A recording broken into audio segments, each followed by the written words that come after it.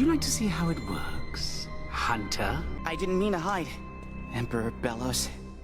Well then, it's time for the moment you've been waiting for. Hi, I'm Kitty Monk. I'm here to talk to you about the Owl House, or more specifically, the main antagonist, Emperor Belos. I am at your service, Emperor Belos. Something that sets cartoons apart from each other usually isn't their world building or their morals. It's their villains. An interesting villain tends to define a show, or it does so for me. With a main character, at the end of the day, you have to somehow like them or want them to succeed, since the show revolves around them. Therefore, they tend to not do that much, since a bad reflection on them is a bad reflection on the show. Beyond that, they usually have to appeal to a lot of people, so there's not much you can say about them in terms of obvious personality. Unless it's a cartoon like Squidbillies or Rick and Morty, I find most protagonists boring. In fact, there's a phrase for characters like that: vanilla protagonist. Villains, on the other hand, usually don't have or need those same restrictions. The writers can go as dark or comical with them as they'd like. They have that escapism factor the protagonist lacks, because as bad guys, they can unleash their inner selves without care. For these reasons, most of my favorite characters tend to be villains or anti-heroes. Belos is a weird exception. I like him, but because he appears so sparingly, and he's so shrouded in mystery, he isn't my all-time favorite Disney cartoon villain. That title belongs to either Bill Cipher or Eclipsa and her daughter. At first, he seemed like a generic doomsday villain, but I think that'll soon change. His relationship with Hunter was a nice touch, but I do have a video planned for him, so I won't go too in-depth. There is one positive to him. Whenever he appears, he is as bone-chilling as Bill. Probably more so. Bill just gave some kid deer teeth, and when said kid freaked out, Bill put them right back. Belos drinks the blood of palisman through his eyes.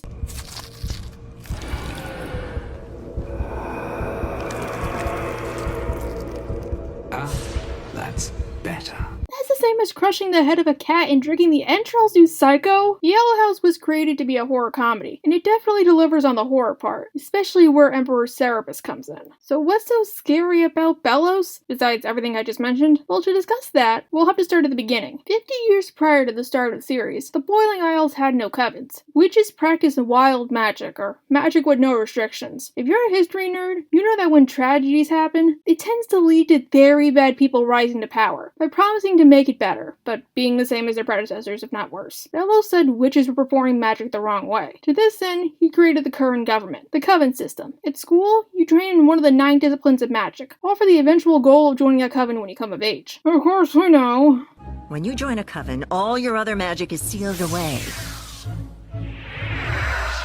From now on, that kid will only be able to make illusions. But this doesn't apply for the Emperor's Coven. Reserved for the cream of the crop, you enforce the Emperor's will, be it as a foot soldier, a bodyguard, a policeman, something else entirely, etc. Best of all, you have access to all forms of magic. On topic, but I do wonder how you're eligible to join. Eden and Lilith just walked up to the Coven Scout and that was good enough. Do you have to have a certain GPA, class ranking? Does the principal have to recommend you? Attack on Titan at least explains that to join the military police, you needed to be in the top 10 of your class. I don't think I'm exaggerating here when I say the Emperor's Coven is scary. Not just because they dress like plague doctors, but scary in general. If you are especially evil, by their standards I mean, you get petrified by this weird statue lady. And it's the only spell that can't be reversed, as far as we know.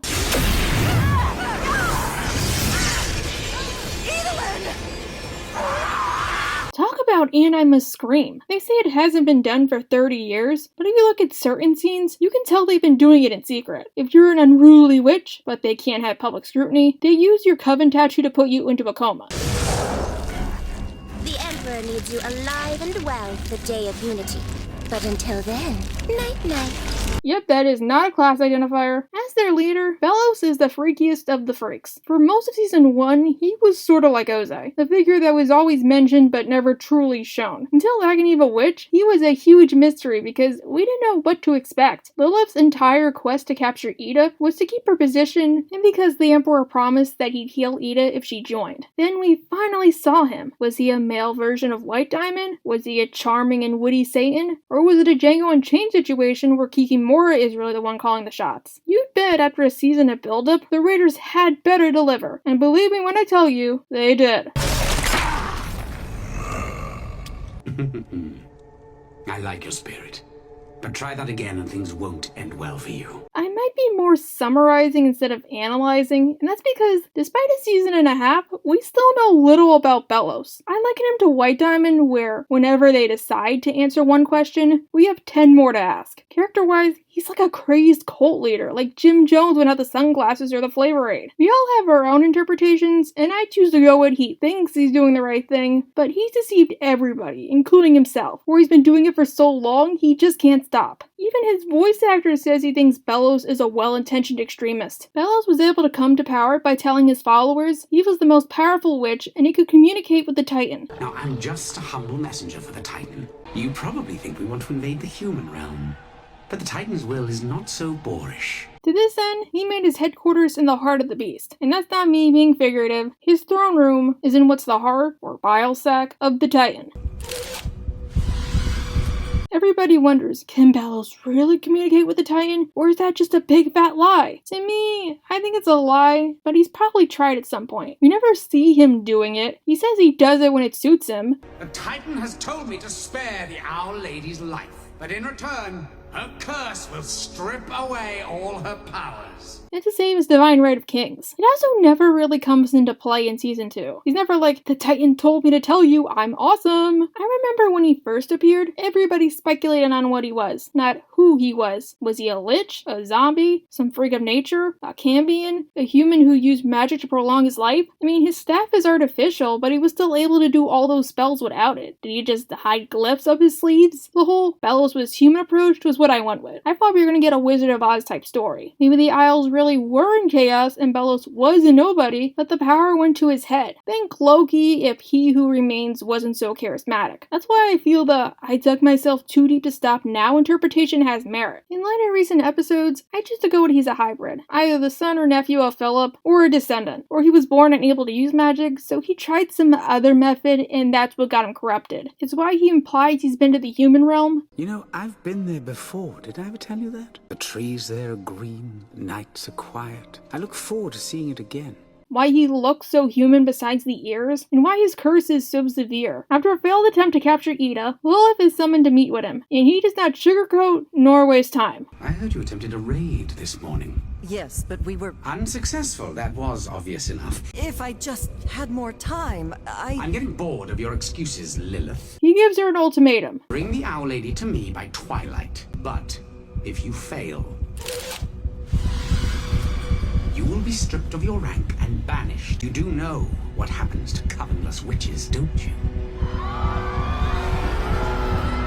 Did I tell you Belos is super freaky? I would have peed my pants if I was her. He doesn't do much after his first appearance, but he does stick around and watch the fight between the Clawthorn sisters. Next episode, Lilith is ready for Belos to deliver. For 30 years, she's waited for the day she could rectify her mistake. I will not be healing her. But you promised me. Don't be so naive, Lilith. Look, I said it in my original Lilith video, but Belos is right in a pragmatic sense. That's just encouraging other wild witches to rebel. Ida is a very stubborn person. Under no circumstance would she ever bend to his will. Maybe if she handed over the portal, he would have gone easy. Maybe sent her to the conformatorium. But that's a big maybe. Instead, he decides to order Ida's petrification. I do have to ask, what would have happened if Lilith did succeed in branding Luce in Once Upon a Swap? Would she have gotten petrified then? Destroy the Owl Lady's staff. She won't be needing it anymore. Why aren't you gonna eat Albert? Aren't you obsessed with eating talisman? Eventually he comes into contact with Luce and tries to test her strength. Okay. I'll play.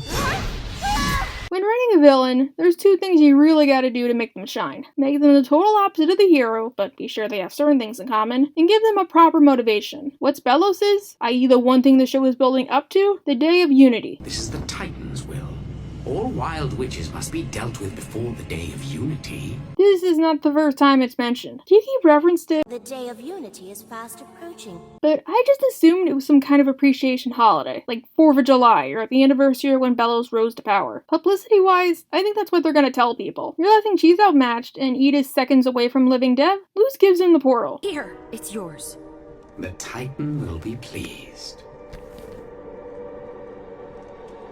Don't worry, he doesn't get away that easily. I may have lost, but so have you. Before we can make the Coven look any more pathetic, Belos indirectly pardons Ida, and possibly her sister, and sends somebody special to the Owl House. That's where we leave off with Season 1. We get a few questions answered, but we still have a dozen and a half more. He's strange like Bill Cipher, but never in a comical manner. That's what makes him so frightening. It's the one time the show plays anything straight. TikTok human. The Owl Lady doesn't have much time left. In fact, it's a while before we even learn what he wants. In Season 2, he's still an Orcus on his throne, but a tinge more active, and whenever he appears, you know they're gonna dial up the scare factor by 450 degrees. With the Day of Unity fast approaching, Belos buckles down on his efforts to subjugate Bonesborough. He puts up statues of his likeness all over town, he hangs up posters, and sends scouts to get the necessary ingredients. In hunting Palisman, we get one big question answered.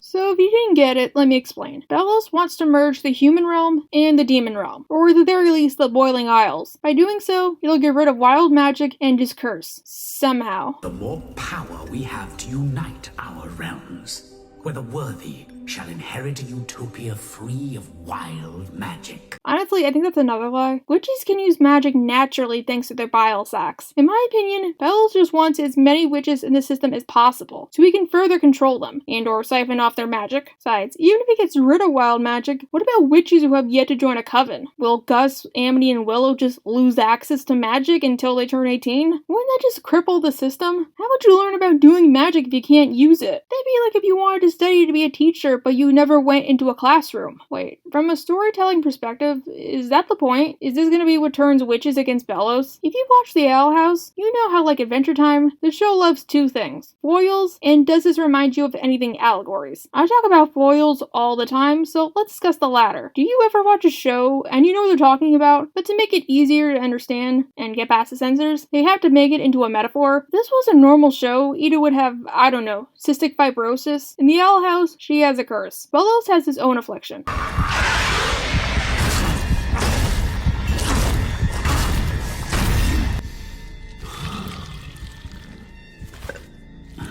I don't recall if it's ever called a curse, but it's treated like such. The only way he can bring it under control is if he regularly consumes Palisman. I need more. That was the last from our reserves. The Palistrom wood has been over-harvested. So wait, did Lilith know the real reason he used them? Is that why she took Albert? TV Trope says it's supposed to be like a drug addiction or alcoholism, but I didn't see it like that. I mean, I get where they're coming from, but here's my counter argument. With an addiction, you can technically stop at any time, but have to put up with the feelings of withdrawal and needing the substance. That's why we have therapists and rehab centers. With Belos, I don't think he could go cold turkey. I mean, some addicts can't without medical assistance, but I don't think that's Belos' problem. Don't you think if it was, he would have gobbled up Albert? What alcoholic would turn down a bottle of vodka sitting right in front of them? Or when he was gonna petrify Lilith, why didn't he take her Palisman? I think his curse is the opposite of Ida's, where it's likely curable to some degree, but he's prolonging it and making it worse by not getting treatment, either due to personal reasons, thinking he can manage on his own, or because he doesn't want the people of the Isles to know how he is. Our family is gone because of wild magic. I can't let the same happen to you. Whereas Ida learned to accept her curse, I think Belos will end up being consumed by it. Because they didn't use the Lilith and Amity foil for Ida and Luce, they used this dynamic for him and Hunter. Again, I have another video planned for this, but I'll give a summary here. It's evocative of toxic caregivers in general. And if the abusive alcoholic dad is what they're going for, they're succeeding with Hunter. Hunter constantly tries to find ways to help Belos, but he's always rebuffed. Actually, I read about this technique, harnessing wild magic to, sorry. And if those notches and tears aren't from being an incomplete clone, they're definitely from Belos using him as a punching bag. And if you told me how wild magic did this to you, I might be able to find out. My apologies. I spoke out of turn. But Belos, he's your Grimwalker. You know you don't damage the merchandise. What I do like about the relationship is while Hunter's thoughts on Belos are painfully clear, because of how Belos is presented, you can put whatever interpretation on him you want, and it might prove to be true. So you return with nothing. Is this the thanks I get for taking you in? Does Belos really love Hunter? Just view him as a tool? Merely fond of him? Is he just using him? Manipulating him with love? These outbursts are painful. And so is watching you fail. I know you can do better, Hunter. I feel like he's fond of him, but he's not above using him, especially since one day he's gonna have to sacrifice him. Season 2A ends with Belos getting most of the ingredients, but will he succeed? Well, it's complicated. It seems like most Disney shows nowadays have a plot point where a character tries to merge, or cleave, two worlds together. It's getting to be on the level of a supervillain's grand plan, culminating in a giant portal in the sky. With Gravity Falls, Bill Cipher wanted to merge the Nightmare Realm with Earth. With Starverses, she destroys magic, because they possibly couldn't use Eclipse's magical contract, or the spell with no name. Or since the Queens of Muni are in the wand, they couldn't possibly channel one of them. How will the Owl House go about things? Well, because the inspiration is obvious, I think it's gonna be a lot like Gravity Falls. In that show, Bill does technically succeed, if only with the town itself. Since we're getting 3 specials and not a 3rd season, I think season 2B is gonna end with Bell succeeding, but only with a tiny portion of Earth. Likely just Bonesboro and Luce's town. The next 3 specials will either focus on the characters trying to finish the ritual, undo it, or adapt to the new status quo. Hopefully it won't be all that bad. The show hasn't disappointed me yet, and there's a lot about Belos we don't know. But what do you think? Have we seen the worst of it?